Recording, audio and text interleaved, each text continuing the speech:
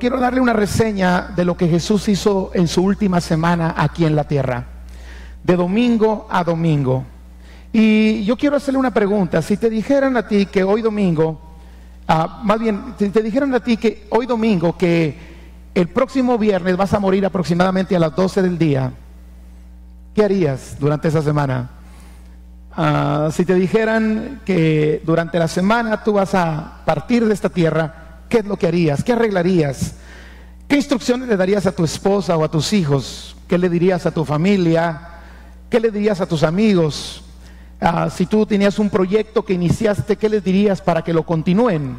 Si quisieras dejar un legado, ¿cómo lo harías para dejar ese legado a tu familia, a tus hijos o a la gente que tú conoces? Ahora, es posible que desearíamos hacer en una semana lo que en muchos años no hicimos, ¿no creen? Pero solo tenías unos cuantos días. Tendrías que apurarte, hablar y hacer lo más urgente, lo más trascendente, lo necesario. Y bajo esta perspectiva yo quiero decirte lo que hizo Jesús para que entendamos que fue muy importante, porque su última semana en la tierra, aunque toda su estancia desde que Él nació fue importante, yo en lo personal creo que su última semana en la tierra, porque Él sabía que iba a morir, Él sabía que iba a ser entregado en manos de sus enemigos para ser crucificado. Y creo que lo que Jesús hizo, lo que Jesús dijo o lo que sucedió en esos días es muy importante recordarlo y aprender de Él. Ahí en Marcos 8:31 Jesús anunció su muerte. Después volvió a anunciarla en Marcos capítulo 9 versículo 30. Y en Marcos 10 versículos 33, 34 dice: cuando iban por el camino subiendo a Jerusalén, Jesús les vuelve a anunciar su muerte, que ahí en Jerusalén moriría, y también les dijo la forma en que sucedería, y a la vez les dio la promesa de que resucitaría. Despuesito de eso, Santiago y Juan le piden sentarse uno a su izquierda y uno a su derecha. ¿Cuántos se acuerdan de esa parte? Y en Marcos 10:35 pasan por Jericó, y mientras pasan, un ciego le pide a Jesús que le sane, y el Señor le sana. Ese ciego se llamaba Bartimeo. Y ahí en el capítulo 11 de Marcos, porque vamos a usar Marcos porque está un poco más resumido lo que sucedió esta semana, quizá toquemos un poquito otro evangelio, pero en el capítulo 11 de Marcos inicia esa semana, precisamente el domingo, lo que la tradición le ha llamado el Domingo de los Ramos, ¿se acuerda? Ahí inició la semana en que Jesús, o la última semana de Jesús en la tierra. Y en el capítulo 11, versículo 7 al 10, previo, el Señor les dice que vayan y consigan un pollino para que se cumpliese lo que fue dicho por el profeta, que Jesús entraría en un pollino a Jerusalén. Y en el capítulo 11, del 7 al 10, dice: y trajeron el pollino a Jesús y echaron sobre él sus mantos y se sentó sobre él. También muchos tendían sus mantos por el camino, y otros cortaban ramas de los árboles y las tendían por el camino. Y los que iban delante y los que venían detrás daban voces diciendo: Hosana, bendito el que viene en el nombre del Señor, bendito el reino de nuestro padre David que viene, Hosana en las alturas. ¿Cuántos creen que esa entrada triunfal de Jesús a Jerusalén fue un evento de mucho gozo y de mucha alegría? Ahí estaban sus discípulos, pero ahí esa parte nos enseña dos lecciones importantes. Yo he puesto las lecciones del domingo, del lunes, del martes, del miércoles, del jueves, del viernes, así de que ya se imagina cuánto tiempo pasé haciendo esta palabra, pero yo espero resumirla lo mejor que pueda. Ahí en la lección del domingo encontramos dos cosas. Diga conmigo: la humildad de Jesús. Otra vez, la humildad de Jesús. Y una segunda cosa que aprendemos es el valor de Jesús. Él fue valiente para enfrentar. Él sabía que iba a entrar a Jerusalén y que precisamente en esa semana Él iba a ser crucificado. La humildad, porque los grandes entraban en caballos, pero Jesús entró en un pollino. Amén. Los grandes, los victoriosos, los que acababan de pelear una batalla y ganarla, entraban a Jerusalén con mucha pompa, con mucha algarabía, montados en esos caballos grandes, esos caballos robustos. Pero el Hijo de Dios que vino a esta tierra entró en un burrito. Diga que está a tu lado: si usó un burro, que no te use a ti, dile. Dicen que el burro al día siguiente amaneció, esto no viene en la Biblia, ¿ok? Amaneció muy contento y dijo: si hubieran visto ayer, si hubieran visto ayer. ¿Qué? Dice: entré a Jerusalén y mientras entraba la gente me echaba sus mantos. Y mientras iba pasando la gente extendía sus ramos y empezaba a decir: bendito el que viene en el nombre del Señor. Y toda la gente me admiraba, decía el burro. Y estaba otro burro al lado, dijo: sí, serás burro. Si no era ti, era el que iba montado arriba de ti. ¿Y cuántos saben que el que merece la gloria es el Señor? Y la alabanza, denle la gloria a Él. Amén. Jesús, todo lo contrario, entra en un pollino, y los que lo siguen no son un ejército de soldados entrenados con armas, sino un ejército de personas que junto con sus discípulos habían creído que Él era el Mesías, el Señor y Salvador. La humildad de Jesús nos enseña que no debemos buscar rangos elevados dados por los hombres, sino alcanzar los propósitos eternos de Dios para nuestra vida. Amén. También aprendemos el valor. Él sabía que no entraba para ser reconocido por el pueblo, aunque así parecía. Él sabía que entraba para morir en unos cuantos días. Ese mismo pueblo que en ese momento lo vitoreaba, posiblemente más adelante iban a gritar: crucifícanle. Él sabía que iba a ser traicionado, pero la Biblia dice que Él siguió adelante con el valor que el Padre le daba y lo fortalecía. El valor que Jesús demostró ese día nos enseña, amados, que no tenemos que temer a la maldad de los enemigos. Más bien lo que debemos hacer es caminar hacia el propósito y a la voluntad de Dios para nuestras vidas. Él sabía que en Jerusalén iba a morir en manos de sus enemigos, pero no tenía temor. Mire lo que describe Isaías, cómo entró Jesús a Jerusalén. Isaías 50, versículos 7 al 9. Dice: porque Jehová el Señor me ayudará, por tanto no me avergoncé. Por eso puse mi rostro como un pedernal, y sé que no seré avergonzado. Cercano está de mí el que me salva. ¿Quién contenderá conmigo? Juntémonos. ¿Quién es el adversario de mi causa? Acérquese a mí. He aquí que Jehová el Señor me ayudará. ¿Quién hay quien me condene? He aquí que todos ellos se envejecerán como ropa de vestir, serán comidos como la polilla. Yo no sé qué es lo que siga para tu vida a partir de hoy. Quizá estás pasando buenos tiempos, quizá te esperan momentos difíciles, quizá te esperan momentos de adversidad. Hay muchas cosas que nosotros no podemos tener el control, pero una cosa te puedo decir, que al igual que Jesús, tú tienes la gracia, el favor y el poder de Dios para hacerle frente con la ayuda del Todopoderoso. ¿Cuántos dicen amén? Y tú puedes decir como Jesús: porque el Señor me ayudará. ¿Qué tal si lo declaramos juntos? Pónganlo por favor, hijos. Isaías 50, el 7 al 9, el que acaban de poner. Dice, léalo conmigo, pero léalo como que usted lo cree. Porque Jehová el Señor me ayudará, por tanto no me avergoncé. Por eso puse mi rostro como un pedernal, y sé que no seré avergonzado. Cercano está de mí el que me salva. ¿Quién contenderá conmigo? Juntémonos. ¿Quién es el adversario de mi causa? Acérquese a mí. He aquí que Jehová el Señor me ayudará. ¿Quién hay que me condene? He aquí que todos ellos se envejecerán como ropa de vestir, serán comidos por la polilla. ¿Cuántos creen que así quedarán tus enemigos delante de ti? Porque el Señor está contigo. Amén. Denle el aplauso al Señor. Aleluya. La lección del domingo se llama humildad y valor. ¿Cuántos queremos tener un corazón humilde como el Señor? Y un valor para saber que te enfrentas a la misma muerte, pero sabes que Dios no te dejará avergonzado. La lección del lunes, Marcos 11, 12 al 14. Al día siguiente, después del domingo, ¿qué sigue? El lunes. Diga conmigo, qué revelación tan grande del pastor. Al día siguiente, cuando salieron de Betania, tuvo hambre. Y viendo de lejos una higuera que tenía hojas, fue a ver si tal vez hallaba en ella algo. Pero cuando llegó a ella, nada halló sino hojas, pues no era tiempo de higos. Entonces Jesús dijo a la higuera: nunca jamás coma nadie fruto de ti. Y lo oyeron los discípulos. ¿Cuál es la lección del lunes? Jesús no busca hojas, el Señor busca fruto. El Señor no busca apariencia, el Señor busca un corazón contrito y humillado. Amén. El Señor no busca religiosidad, el Señor busca adoradores que le adoren en espíritu y verdad. La higuera tenía hojas, pero no tenía higos. De nada sirve una higuera con hojas si no tiene higos, o de poco sirve, quizá como adorno.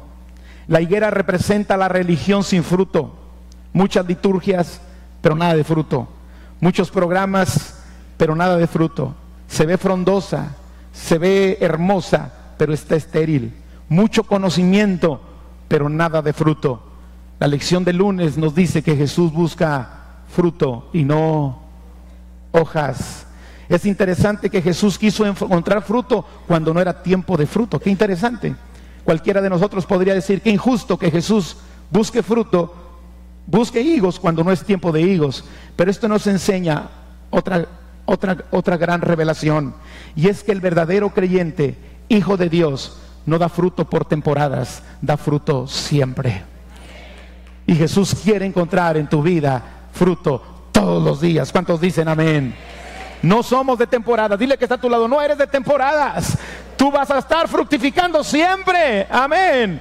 Juan 15, del 1 al 8. Jesús dijo: yo soy la vid verdadera y mi Padre es el labrador. Todo pámpano que en mí no lleva fruto lo quitará, y todo aquel que lleva fruto lo limpiará para que lleve más fruto. Ya vosotros estáis limpios por la palabra que os he hablado. Permaneced en mí y yo en vosotros. Como el pámpano no puede llevar fruto por sí mismo si no permanece en la vid, así tampoco vosotros si no permanecéis en mí. Yo soy la vid, vosotros los pámpanos. El que permanece en mí y yo en él, este lleva mucho fruto, porque separados de mí nada podéis hacer. El que en mí no permanece será echado fuera como pámpano y se secará, y los recogen y los echan en el fuego y arden. Si permanecéis en mí y mis palabras permanecen en vosotros, pedid todo lo que queréis y os será hecho. En esto es glorificado mi Padre, en que llevéis mucho fruto y seáis así mis discípulos. La clave para el fruto es permanecer en Jesús. Amén.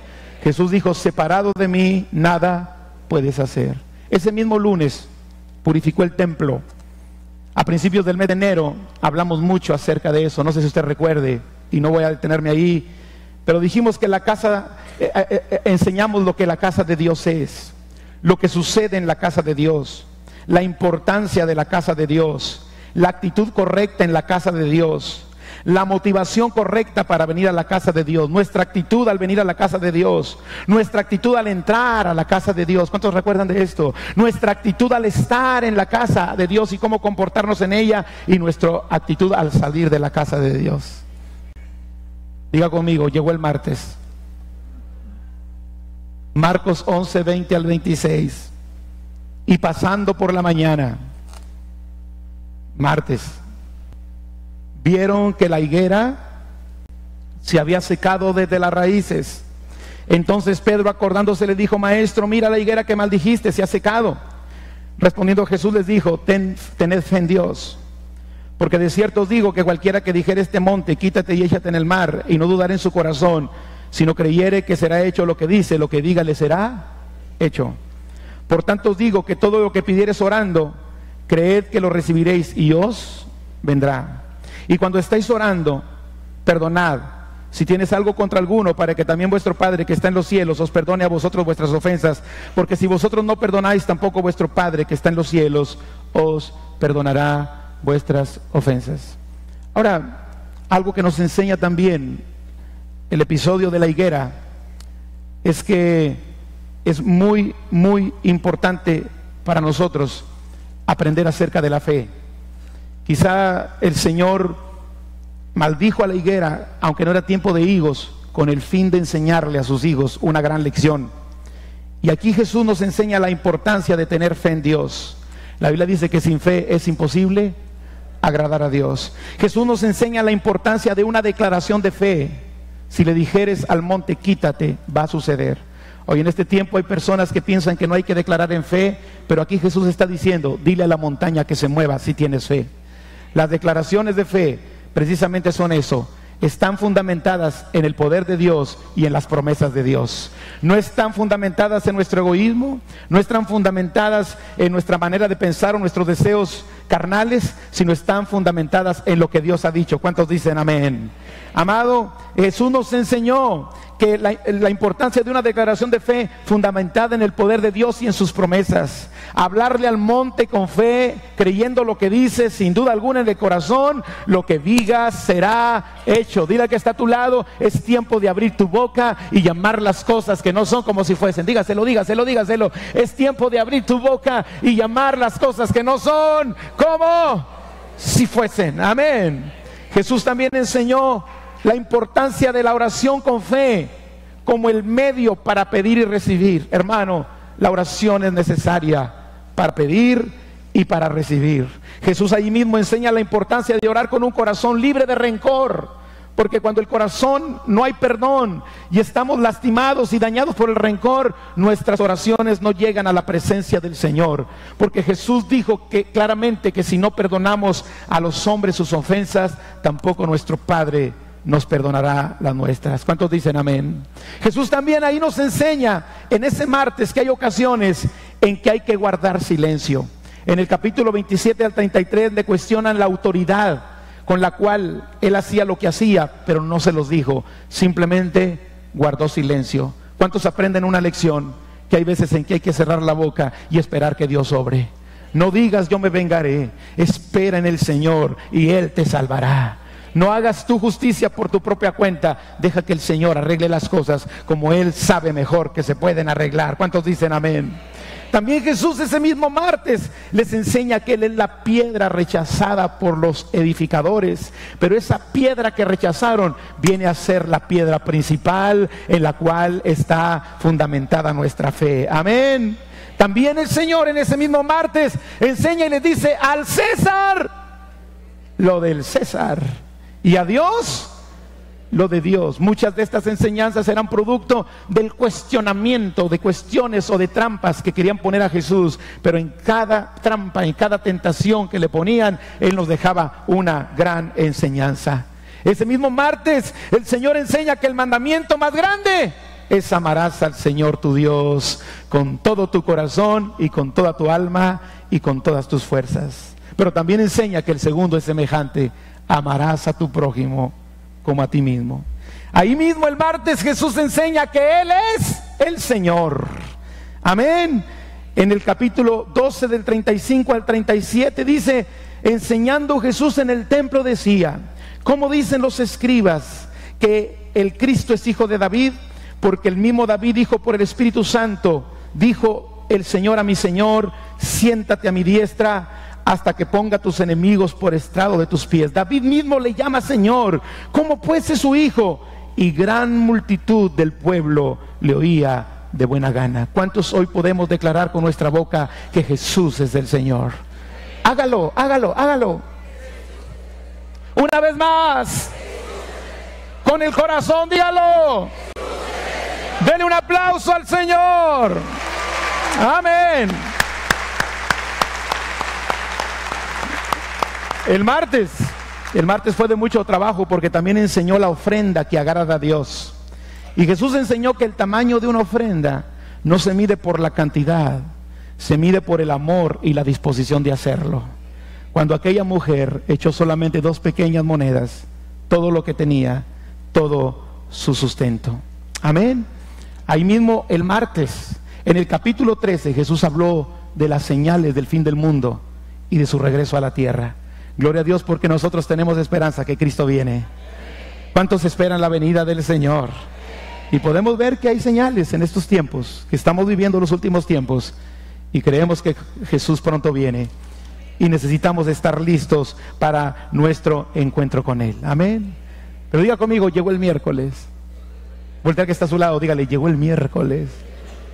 Y aunque la Biblia no dice textualmente que un día no viene como al siguiente día o a la mañana siguiente, nosotros podemos deducir que fue el miércoles, porque el martes estaba en Jerusalén, y lo que sucedió ahora, el Señor está en Betania. Era otro día.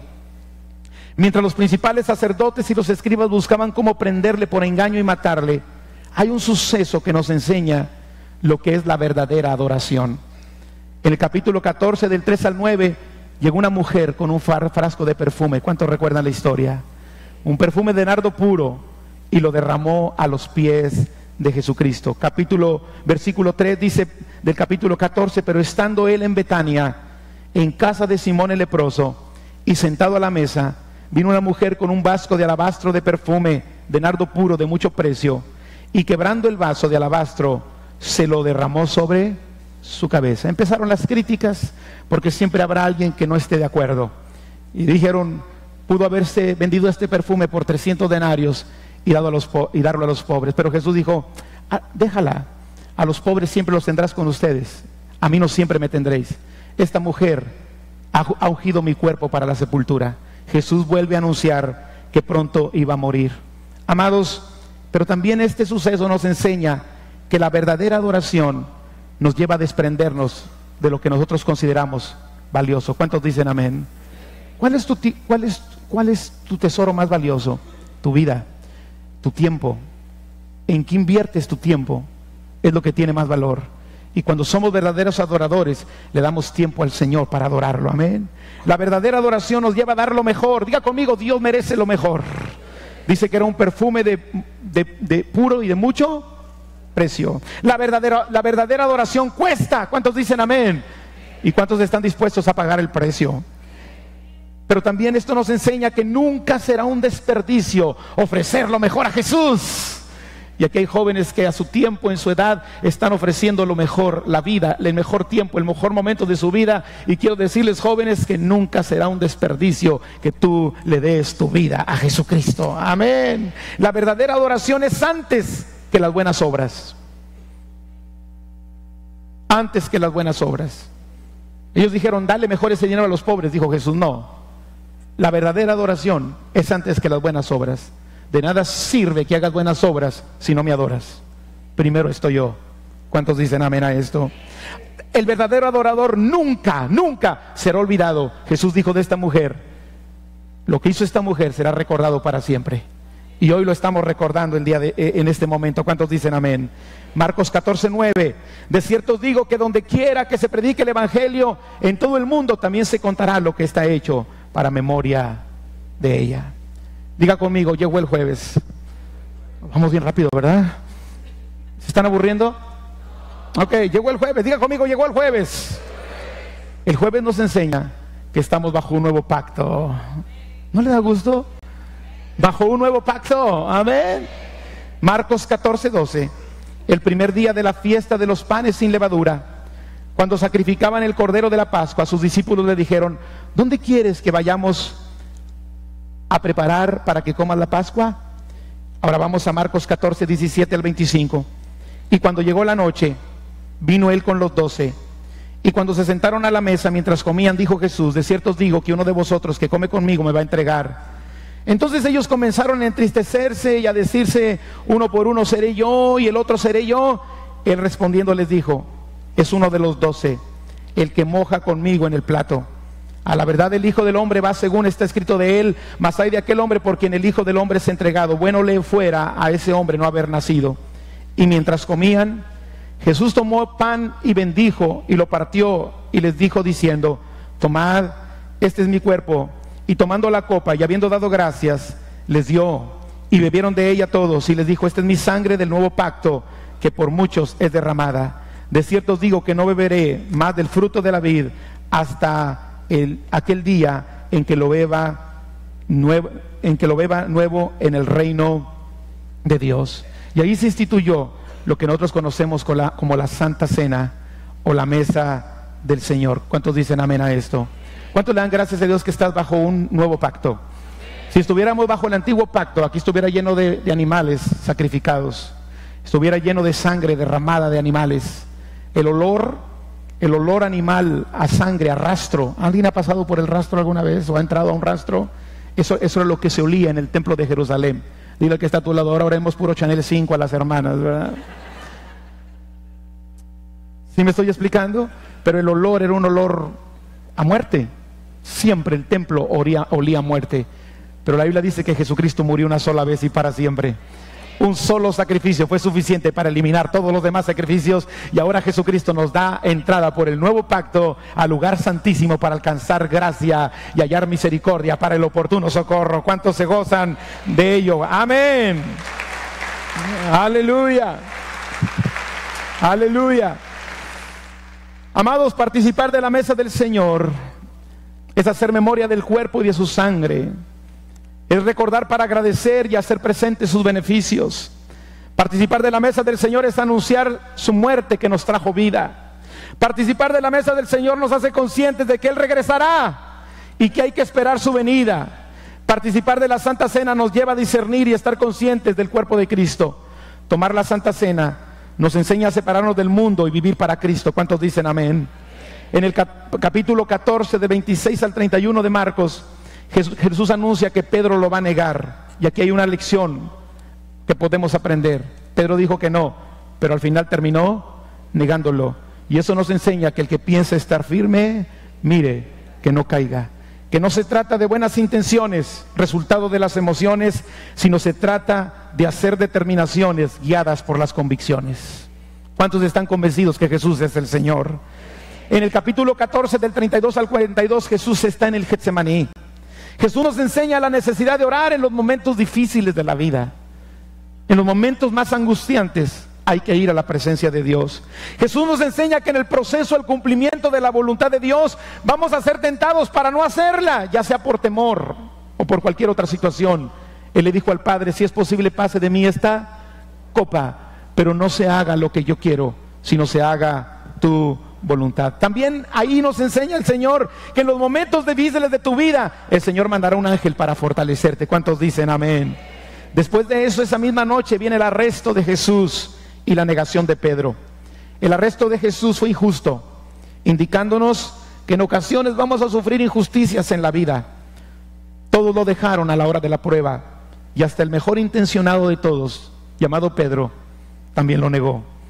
Así de que no te preocupes si te han abandonado. Él sabe lo que es el abandono y sabe cómo arreglarlo. ¿Cuántos dicen amén? Pero diga conmigo: llegó el viernes.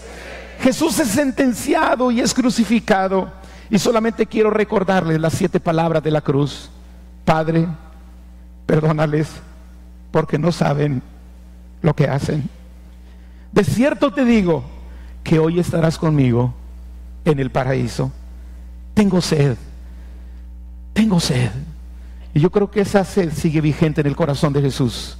La sed de que muchos conozcan que Él es el Señor.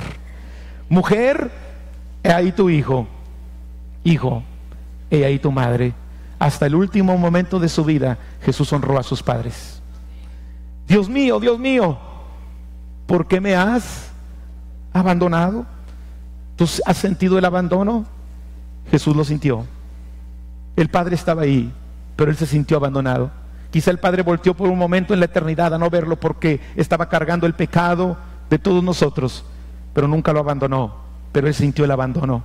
Y yo quiero decirte que si tú te sientes abandonado, Jesús sabe cómo arreglarlo.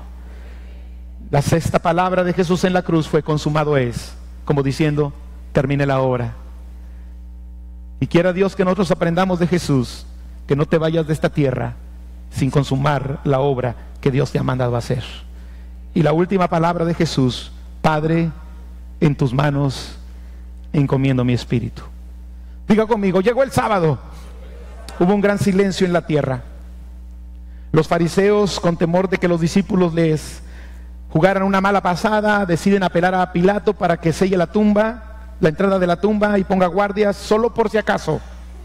Pero en el ambiente espiritual sucedió algo. Quiero que leamos 3 versículos. Primera de Pedro 3, 18 al 20. Porque también Cristo padeció una sola vez por los pecados, el justo por los injustos, para llevarnos a Dios, siendo a la verdad muerto en la carne, pero vivificado en espíritu, en el cual también fue y predicó a los espíritus encarcelados, los que en otro tiempo desobedecieron, cuando una vez esperaba la paciencia de Dios en los días de Noé, mientras se preparaba el arca, en la cual pocas personas, es decir 8, fueron salvadas por agua. Los que no habían oído de Jesús, el sábado Jesús descendió al Hades y les predicó acerca de Él. Encontramos en Hebreos 2, 14 y 15. Así que por cuanto los hijos participan de carne y sangre, Él igual participó también de lo mismo, para anular mediante la muerte el poder de aquel que tenía el poder de la muerte, es decir, al diablo, y librar a los que por el temor a la muerte estaban sujetos a esclavitud durante toda su vida. Apocalipsis 1, 17 y 18. Cuando le vi, caí como muerto a sus pies, y él puso su diestra sobre mí, diciéndome: no temas, yo soy el primero y el último, el que vivo, y estuve muerto, mas he aquí que vivo por los siglos de los siglos. Amén. Y tengo las llaves de la muerte y del Hades. ¿Qué sucedió ese sábado de acuerdo a estos 3 versículos? Se lo digo rápidamente. Jesús en espíritu bajó al Hades, al lugar de los muertos, al imperio de Satanás, al reino de tinieblas, los lugares secos donde los espíritus buscan reposo y no lo hallan. Jesús fue hasta el mismo infierno. Jesús, después de haber pagado el precio total del rescate que Satanás pedía por la humanidad, fue a liberar a los muertos desde Adán hasta Cristo de su esclavitud y librarnos a nosotros del miedo a la muerte. Jesús le quitó las llaves de la muerte a Satanás. Ahora Él es el que dirige. Jesús predicó las buenas noticias de salvación a los muertos. Jesús resucitó con Él a los que las aceptaron y los llevó a la gloria. ¿Se acuerda que salieron los muertos de las tumbas? Los llevó a la gloria. Gracias a Jesús, ahora los creyentes que morimos no vamos al infierno, sino directamente a estar con el Señor. Gracias a Jesús, no tenemos más temor a la muerte. Jesús abrió y alfombró el camino desde la tierra hasta el cielo. Satanás ha sido vencido y Jesús nos dio su nombre para confrontarlo cuando nos ataca. Satanás se avergüenza y tiembla cuando mencionamos el nombre que es sobre todo nombre, el nombre de Jesucristo.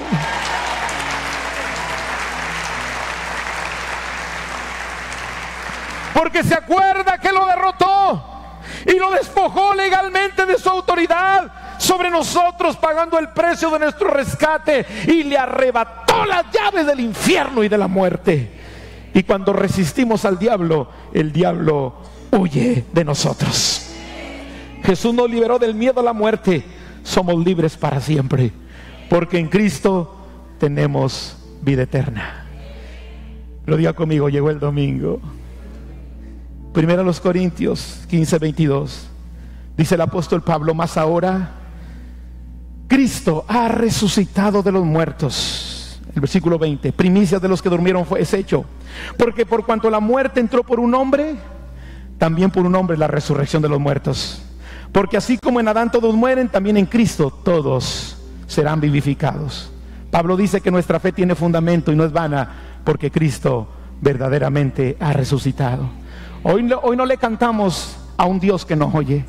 Hoy no le cantamos a un Dios que no ve, que no habla. Le cantamos al que vive y al que reina para siempre. Tu alabanza no fue en vano. Tu adoración no es en vano. Tu oración no ha sido en vano. Quiero terminar leyendo un extracto del libro de un hombre llamado Tony Campolo. Es viernes, pero el domingo viene. No pensé que nadie podía superarme ese día. Lo había hecho muy bien. Pero el viejo se levantó y tengo que admitir que lo hizo. Lo que más me sorprendió es que lo hizo empleando una sola frase. Por hora y media predicó la frase una y otra vez. Durante hora y media sostuvo la atención de la multitud con una sola línea: es viernes, pero el domingo viene. Esa línea quizá no signifique tanto para usted, pero debió haberlo oído a él predicarla. Comenzó su sermón suavemente diciendo: era viernes, y mi Jesucristo estaba muerto en el madero, pero eso era el viernes, el domingo viene. Uno de los diáconos gritó: predique, hermano, predique. Era todo el impulso que necesitaba. Habló más fuerte y dijo: era viernes y María se deshacía en un mar de lágrimas. Los discípulos huían en todas direcciones como ovejas sin pastor, pero eso era el viernes y el domingo viene. La congregación comenzaba a captar el mensaje. Las mujeres mecían las manos en el aire y decían suavemente: muy bien, muy bien. Algunos de los hombres estaban gritando: siga, siga. El predicador siguió.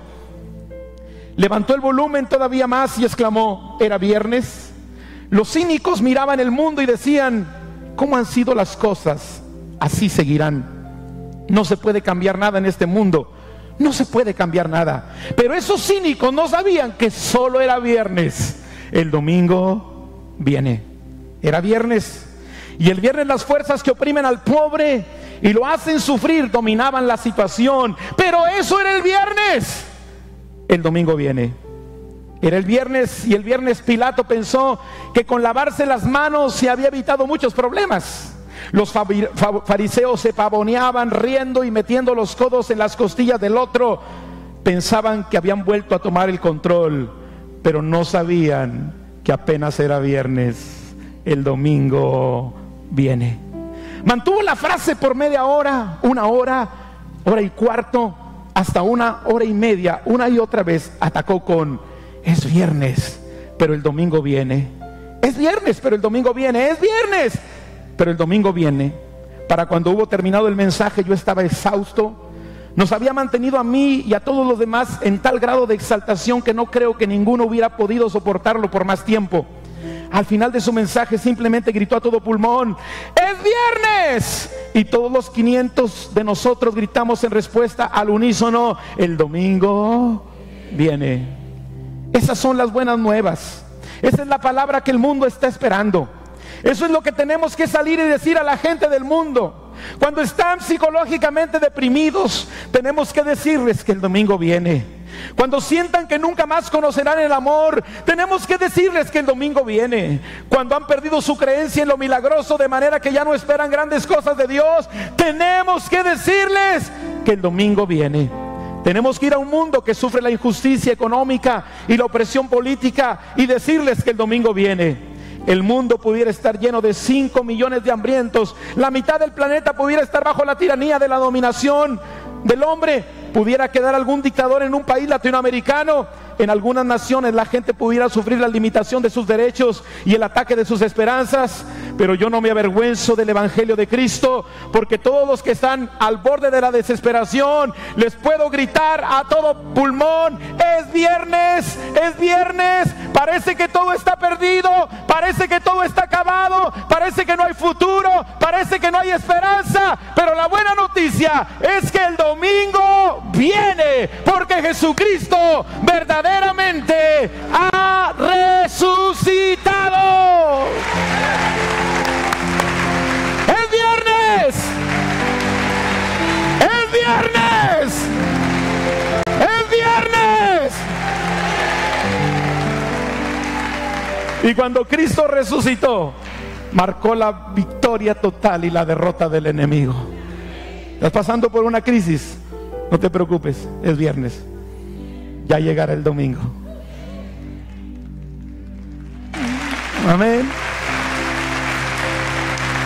¿Estás pasando por una dificultad?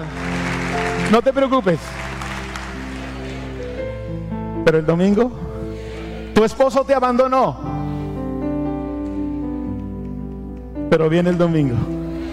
Tu esposa ya no te quiere. Tus hijos están en rebeldía. Te corrieron del trabajo. Pero el domingo viene. El día de tu victoria, el día de tu bendición, el día que Dios tiene preparado para ti.